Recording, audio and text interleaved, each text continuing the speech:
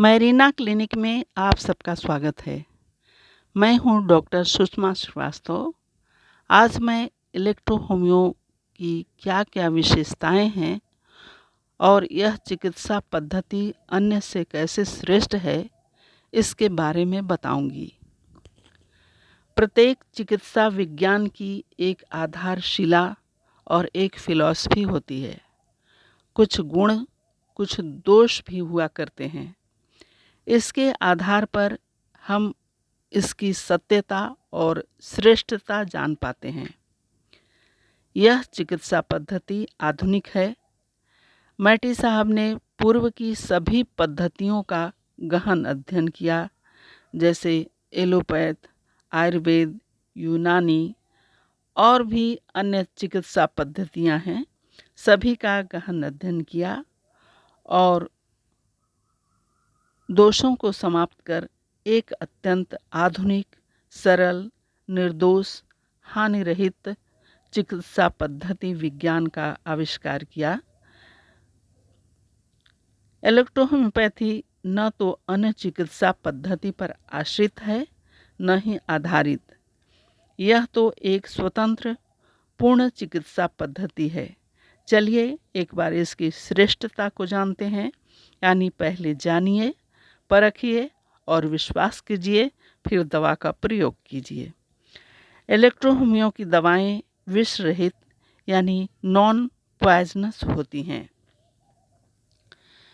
इसकी दवाएं अत्यंत गुणकारी एवं तत्काल लाभ पहुंचाती हैं।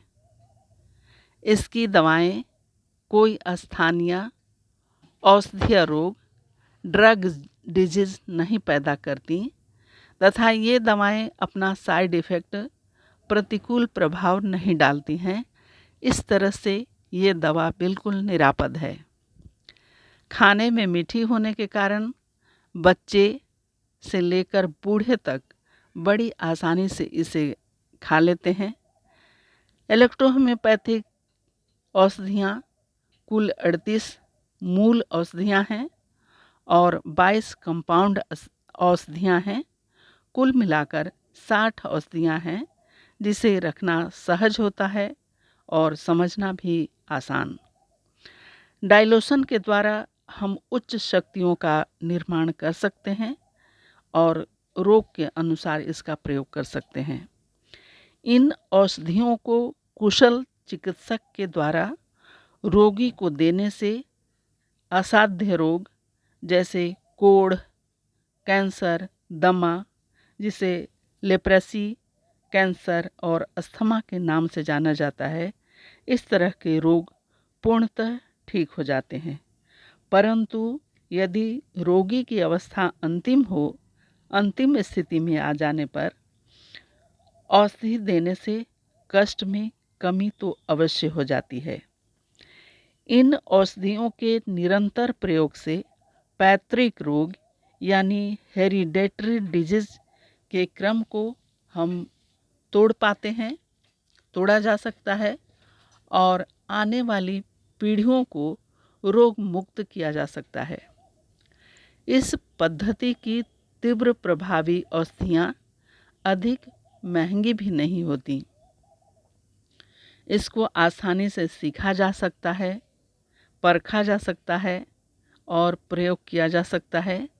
इसकी दवाएं मनुष्यों को ही नहीं बल्कि पशु पक्षियों को आवश्यकता पड़ने पर या सभी सजीवों को आवश्यकता पड़ने पर दी जा सकती हैं, स्वास्थ्य प्रदान करती हैं। इसकी दवाएं रोग के साथ साथ उसके कारण को भी समाप्त कर देती हैं और रोगी को अनेक संबंधित रोगों से मुक्त करा देती हैं। इसकी औषधियों को आवश्यकता के अनुसार मिलाकर प्रयोग किया जाता है।